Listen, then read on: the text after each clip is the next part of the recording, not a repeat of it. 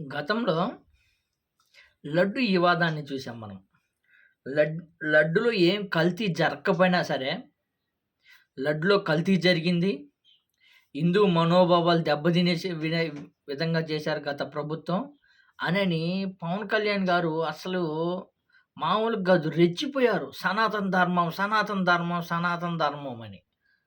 ఏ స్థాయిలో అంటే దేశవ్యాప్తంగా దాని చర్చకి వచ్చేసింది.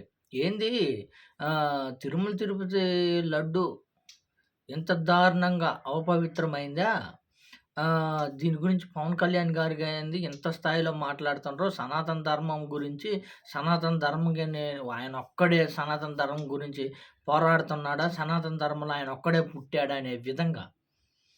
తర్వాత ఏదైతే కోర్టు ముట్టికాయలేశారక మళ్ళీ మాట మర్చుకున్నాడు.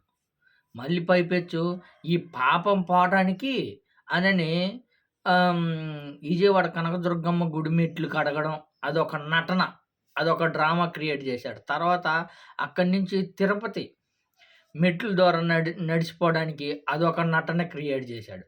ఇప్పుడు ఏదైతే తిరుమల తిరుపతి దేవస్థానంలో జరిగిన నిన్న సంఘటన చూస్తే ఎవరైనా సరే బాధపడే సంఘటన. భక్తులు వైకుంఠ దర్శనానికి భక్తులొస్తారని తెలుసు. దానికి ప్రభుత్వం కఠినంగా చర్యలు తీసుకోవాలా. ఏ ఇబ్బందులు రాకూడదు. భక్తులకి ఏ ఇబ్బందులు రాకుండా అన్ని సదుపాయాలు కల్పించాల్సిన బాధ్యత ప్రభుత్వానికి ఉంది. కానీ భక్తుల మీద ఎటువంటి శ్రద్ధ ఎటువంటిది లేదు.